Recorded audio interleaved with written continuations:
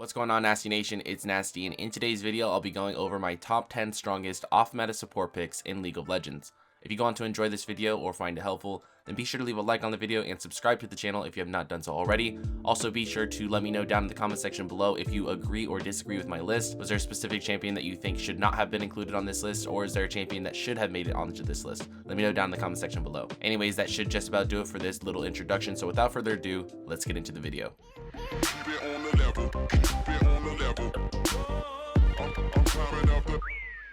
Fair warning, the champions that I'm going to include on this list are in no specific order, but starting off at number 1, I have Xerath. So Xerath is actually one of the strongest AP supports in the game right now, in my opinion, and he's not played all too often. You have other AP support champions like Lux, Zyra, or Brand who are getting a lot more attention. They have a much higher play rate, but I honestly think that Xerath is a little bit better than all of those AP support champions. To be fair, I don't think AP supports are in a great spot right now in the meta. Last time I looked at the win percentages, I think they were all hovering around 50%. None of them are doing all too hot right now in the meta. But the reason that I like Xerath a little bit more than the other AP support champions is because of how incredibly safe he is. When you play Xerath in the mid lane, yes, he has that same long range. His ability and his kit are the exact same, but because you're in a lane by yourself, you're very vulnerable. You're very easy to get dove on from the enemy mid laner and the enemy jungler, and overall you're going to struggle a lot when it comes to surviving the lane phase. However, when you take Xerath down to the bot lane, because you have 2 people in that lane, you're not nearly as vulnerable. If they try to target you, you're going to have somebody there to back you up. At the same time, you also have the luxury of being in a longer lane in comparison to the mid lane,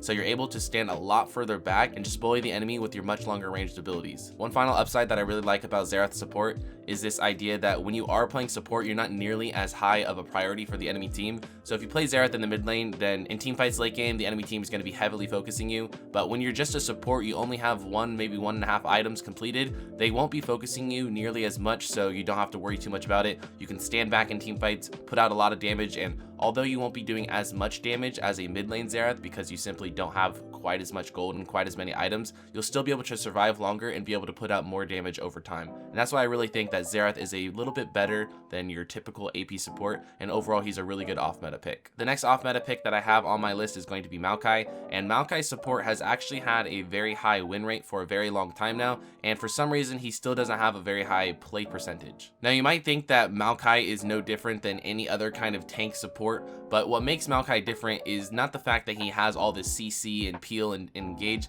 because every other tank support has that as well. What makes Maokai support so good is he has really good vision control. By using your saplings, you're able to get complete control of the bushes in the bot lane early game, and then when it comes time to team fight late game and secure objectives late game, you're able to use your saplings to control neutral objectives like Dragon and Baron by throwing your saplings in the enemy jungle or just in the areas around those neutral objectives. Way back a few years ago, Maokai support used to be an even more popular off-meta pick, and that's because he had really good AP scaling on his E, so you would build full AP and start one-shotting people with your saplings. And even though that is no longer relevant and you can no longer go with that playstyle and be relevant in the game, his tank support build is still really good as well, and you can still use these saplings to your advantage by using them for vision. You don't necessarily have to use them for the one shot. It's nice just to have that vision, and on top of that, the rest of your kit synergizes really well with what a typical support champion would want to do, again with the peeling, engage, and overall CC that he provides for his team. So overall, a really good off-meta support pick right there. Next up on the list, I have Talia, and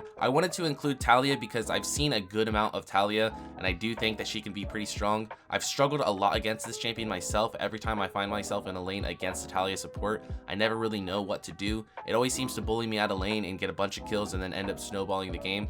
Personally, I haven't played too much Talia support myself, so I can't talk about this champion and this pick all too much, but what I can say is every time that I have seen it, I've struggled up a lot against it. I think it's kind of similar to Xerath in the sense that in comparison to maybe Brand and Zyra, which are other AP supports, she can outrange them just a little bit. She also has good mana usage, which allows her to spam abilities a lot in the lane phase. And overall, she seems to have really good basic numbers, meaning she doesn't need a lot of items and a lot of gold in order to be effective in the games. One downside I would say to this pick is that she's very hit or miss. If you miss her CC, then you're not going to be all too useful when it comes to peeling, and it's definitely not an easy ability to land. Still, with that being said, I think it's a really good lane bully and a really good off-meta pick. Up next on the list, I have Gragas, and Gragas has been an off-meta pick that you've probably seen at some point in time. I believe G2 actually brought it out a few years ago, but other than that, I don't think I've seen it too much in competitive play or in solo queue. Instead, this isn't a pick that you'll see all too much. I would say though that I have put a lot of time into playing Gragas support myself, so even though you may not have seen it yourself and you may not have experienced it for yourself, I can say firsthand that I've had a lot of success with this pick. I would say Gragas definitely excels at peeling and engaging, and overall, same as Maokai, kind of just providing a lot of CC for his team. One big downside to this pick though is the fact that you're very all-in focused,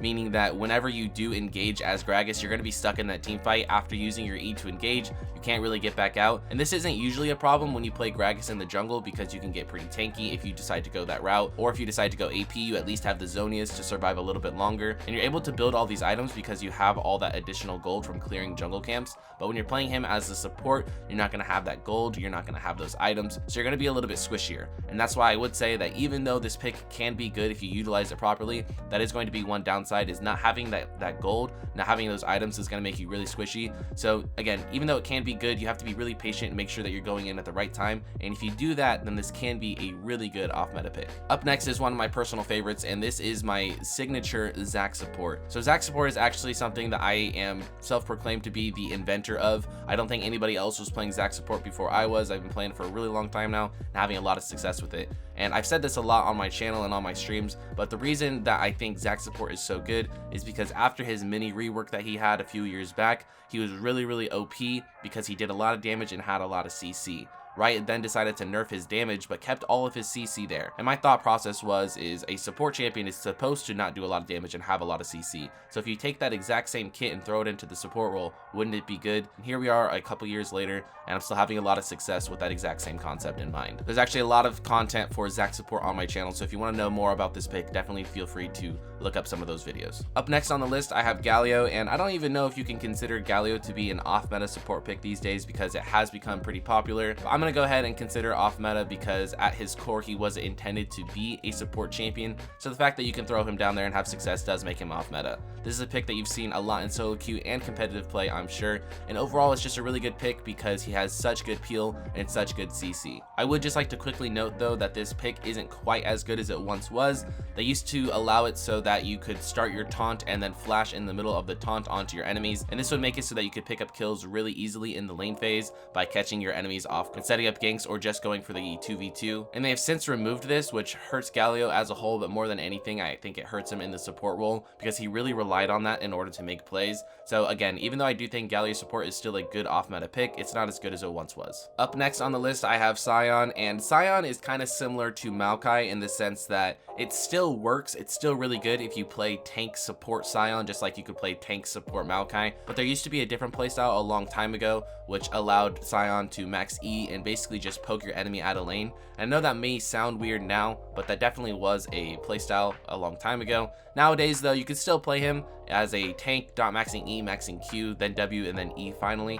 And the reason that this playstyle still works is because you still have your Q, which could be really useful, and you still have your passive, which can both be really useful from the support role. When you're playing support Scion, you can sit in the bushes a lot more, you don't have to worry about farming, and you can charge up these long Qs, these Qs that are going to be doing a lot of damage and knocking up your enemies, and they will never see it coming. At the same time, you also have your passive, which means that every time you're dying as a support, and when you are playing support, you're probably going to die, it's almost inevitable, you're going to still be useful after that, and that's what makes him really good. Whenever you sacrifice yourself for your teammates, you're still going to be able to have an impact in the fight, and that's why I think the combination of the passive plus Q still makes tank Scion support really good. The next pick on my list is Pantheon, and Pantheon is very similar to Talia for me. It's a champion that I haven't practiced at all myself in the support role, but it's a champion that I've matched up against a lot in the bot lane, and every time I seem to play against it, it seems to be really good, and it's always really frustrating for me to play against. Pantheon support is pretty much just a kill lane. When you play Pantheon support, you're looking to play as aggressive as possible. You're looking to just jump on the enemies, stun them, and go for all-ins at a very early level. You can do this at levels 1 through 3, and almost every single time you're going to win the trade. But if you're looking to snowball the game, I think that Pantheon support matched with another aggro ADC, something like a Yasuo or a Tristana perhaps, could be a really deadly combo that's going to land a lot of kills in the early game. Up next, we have probably the newest off-meta support to be introduced into the game, and that is of course going to be Sett. Sett is just a really strong champion as a whole. I think that ever since his release, he's been really strong, really relevant, and what I like so much about Sett is he doesn't seem to have these 200 years of design experience similar to champions like Aphelios. Even though he's a newer champion, I don't think he's all too insane. Of course, you guys can let me know down in the comment section below if you agree with that or not, but I think that Sett is just in a really good spot. He doesn't seem to be too overpowered or too underwhelming. At the same time, he's also a very diverse champion in the sense that he could be played in multiple different roles. I think at this point, I've probably seen him played in every single role except for mid lane actually, and he's been able to be really effective in all of those roles.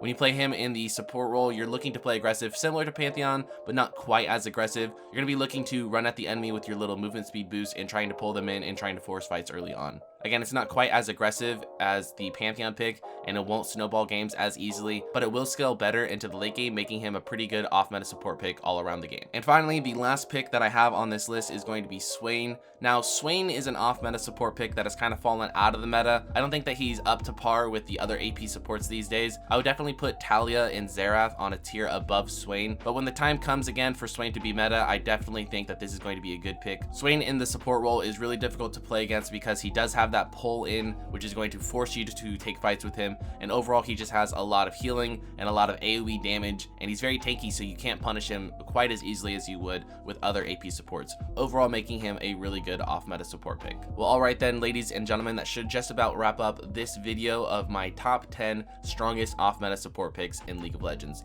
Again, if you guys did go on to enjoy this video or find it helpful, then be sure to leave a like on the video and subscribe to the channel if you have not done so already. Thank you guys so much for watching to the end of this one. I really do appreciate it, and I will see you guys in the next one. Peace.